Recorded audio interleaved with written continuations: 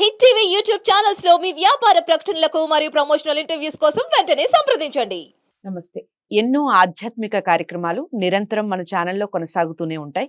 చాలా అంటే చాలా విశిష్టమైనటువంటి వ్యక్తులు మనకి కలుస్తూ ఉంటారు. వాళ్ళతో ముచ్చటించినప్పుడు చాలా ఆనందంగా, మనసుకి చాలా ఆహ్లాదంగా అనిపిస్తూ ఉంటుంది. అలాంటి వారిలోనే ప్రముఖులు అని చెప్పొచ్చు. ప్రముఖ ఆధ్యాత్మికవేత్త డాక్టర్ నూరి నారాయణమూర్తి గారు ఈరోజు నాతో పాటు స్టూడియోలో ఉన్నారు. పండగల విశేషాలు తెలుసుకునే ప్రయత్నం చేద్దాం. ఈ శ్రావణ మాసంలో వచ్చే ముఖ్యమైన పండుగల గురించి మాట్లాడే ప్రయత్నం చేద్దాం. దాంతో పాటుగా ధర్మ సందేహాల రూపంలో కొన్ని ధర్మ సందేహాల్ని తెలుసుకునే ప్రయత్నం చేద్దాం. ఇక నుంచి మ్యాక్సిమం గురువుగారు అందుబాటులో ఉన్నప్పుడల్లా ఖచ్చితంగా ప్రోగ్రామ్ చేసే ప్రయత్నం చేస్తాను. వీడియోని ఎక్కడా కూడా స్కిప్ చేయకుండా చూడండి. డౌట్స్ ఏమన్నా ఉన్నా, మీరు ఇంకేమైనా తెలుసుకోవాలి అనుకున్న కుతూహలం మీకున్నా ఖచ్చితంగా కామెంట్ బాక్స్లో తెలియచేయండి. ఎలాంటి ధర్మ సందేహానికైనా ఖచ్చితంగా ఈ వేదిక మీద నివృత్తి లభిస్తుంది. నమస్కారం గురువుగారు. నమస్కారం అమ్మ. గురువుగారు, మామూలుగా మనకి ఇంట్లో కొంతమంది వ్యాపారం చేస్తూ ఉంటారు. చిరు వ్యాపారులు ఉంటారు, పెద్ద వ్యాపారాలు చేస్తూ ఉంటారు. కాకపోతే కొంతమందికి పెట్టగానే వెంటనే కలిసి వస్తుంది. కొంతమందికి ఎంత చేసినా ఎందుకో కలిసి రాదు. అలా అభివృద్ధి చెందాలి అంటే ఏదైనా మంత్రం కానీ, నివారణ చర్యలు ఏ విధంగా ఉండాలి, అలాగే అసలు మొట్టమొదటిగా ఇదే మొదటిసారి వ్యాపారం ప్రారంభిస్తున్నాం అన్నప్పుడు చేయాల్సిన పనులు ఏమిటి చెప్పండి? వ్యాపారం ఇది సంపదను పెంచడానికి చేసేటువంటి మార్గం. పరవస్తు చిన్నయ్య సూరి అని ఒక మహానుభావుడు నీతి చంద్రికను రాశాడు. బాల వ్యాకరణం ఇలాంటివి రాసినవాడు ఆయనే. దాంట్లో ఒక మాట రాస్తాడు, తొందరగా ధనము సంపాదించాలి అనుకున్నటువంటి వ్యక్తి వ్యాపారమే చేయాలి. ఇప్పుడు మీరు విద్య చదువుకొని డిగ్రీలు చదివి 25 ఏళ్ల దాకా చదివి ఉద్యోగం వచ్చి 4 రాళ్ళు కూడబెట్టేటప్పుడు చాలా ఆలస్యం అవుతుంది. ఇది సన్మార్గమే, ఇది మంచిదే. కానీ ధనార్జనకై మార్గము ఏది అంటే వ్యాపారం. వ్యాపారము చాలా గొప్పది. ఇలాంటి వ్యాపారంలో ప్రతి వ్యక్తి కూడా నేను అభివృద్ధి చెందాలి అనుకుంటాడు.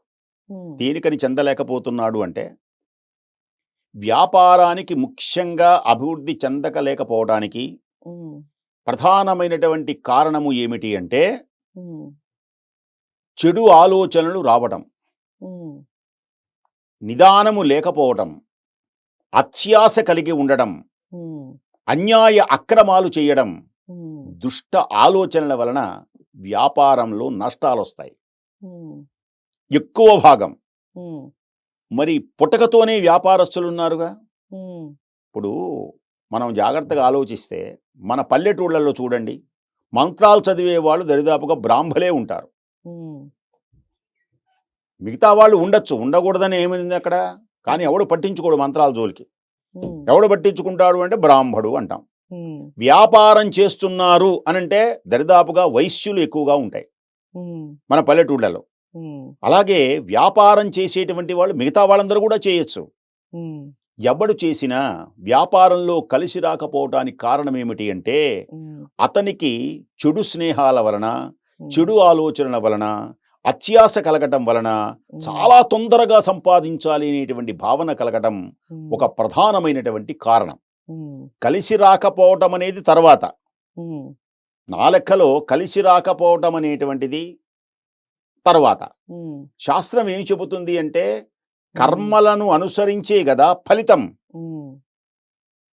ఇతడు ఏ వ్యాపారం చేసినా కలిసి రాకపోవటానికి అతని యొక్క దుష్టమైనటువంటి ఆలోచనలే ప్రధానం.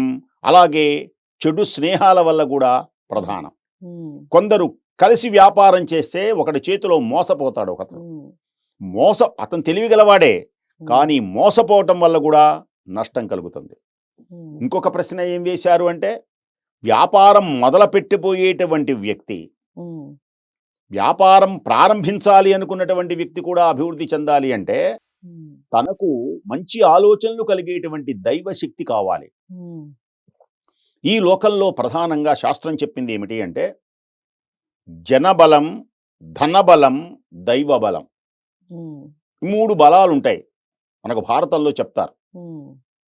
కొందరు జనబలాన్ని చూసి చూశావా అంటాడు.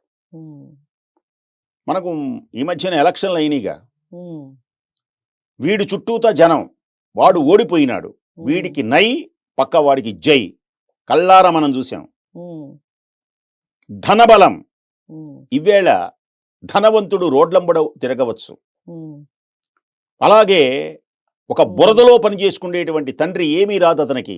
ఉమ్, తన కొడుకుని ఐఏఎస్ చేసినటువంటి కుటుంబాలు ఉన్నాయి. ఉమ్, ఏమీ లేకుండా కొంచెం కొంచెం కొంచెం అభివృద్ధి చెంది మనం అభివృద్ధి చెందినటువంటి వ్యాపారస్తులను మనం చూస్తాం. ఉమ్, కొందరు ఇంటర్వ్యూలు ఇస్తుంటారు మీ మీ ఛానల్స్లో.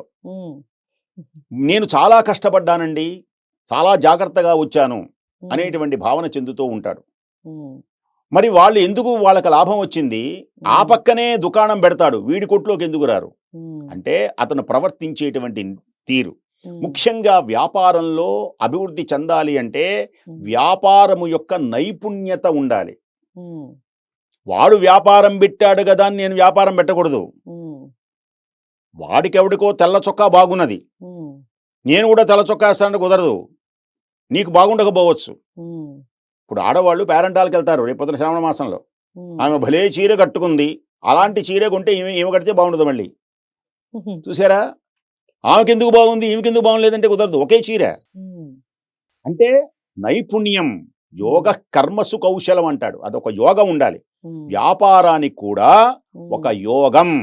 ఉమ్, యోగము అంటే ఒక రకమైనటువంటి దివ్యమైనటువంటి భావన, ఆలోచన. ఉమ్, అదృష్టం తర్వాత పెద్ద పెద్ద పదాలు మాట్లాడదాం. అదృష్టం కూడా ఉండాలి. ఉమ్, అదృష్టం కూడా ఉండాలి అంటే అదృష్టం ఎప్పుడు కలిసి వస్తుందన్నాడు శ్రీకృష్ణ భగవానుడు. భగవానుడు ఏం చెప్పాడు ఆయన, నువ్వు ఒక అడుగు ముందుకు వేస్తే 1000 అడుగులు నేను వేస్తానన్నాడు. ఉమ్, చీమైనా నడుస్తూ ఉంటే కొండ ఎక్కుతుంది. ఉమ్, ముఖ్యంగా గుర్తుపెట్టుకోండి వ్యాపారస్తులు, ఉమ్, చీమైనా నడుస్తుంటే కొండనెక్కుతుంది, గరుత్మంతుడైన కదలకపోతే అతను అక్కడే ఉంటాడు. సింహమైనా వేటాడితేనే భోజనం, ఉమ్, నేను సింహాన్ని అని గదిలో కూర్చుంటే ఎవడు బెటడు. ఉమ్, కాబట్టి వ్యాపారస్తుడు సోమరై ఉండకూడదు. ముందు మొదటి లక్షణం. ఉమ్, వ్యాపారస్తుడు అన్నిటికీ తట్టుకొనగలగాలి. ఉమ్, రెండవ లక్షణం. వ్యాపారస్తుడు అన్యాయం, అక్రమం, దుర్మార్గం వైపు పయనించకూడదు. మూడవ లక్షణం. ఉమ్, వ్యాపారం చేసేటప్పుడు ఆ లక్ష్మీదేవిని నమ్ముకుంటున్నటువంటి వ్యక్తి దుష్టమైనటువంటి స్నేహములు చేయకూడదు. మరొక కారణం, ఉమ్, వ్యాపారం చేసేటువంటి వాడు దుర్వ్యసనములు ఉన్నవే ఉమ్, వాటి జోలికి పోకూడదు. ఉమ్, ఇన్ని లక్షణములు ఉన్నటువంటి వ్యక్తి మాత్రమే ఉమ్, వ్యాపారం చేయడానికి అర్హుడు. ఓకే. ఇన్ని లక్షణాలు ఎవరికైతే ఉన్నాయో ఆలోచించుకోవాలి. నాలో ఏం తప్పు ఉన్నది, ఎందుకు తప్పు చేశాను, నాకు ఎందుకు నష్టం వచ్చింది ఉమ్, అని.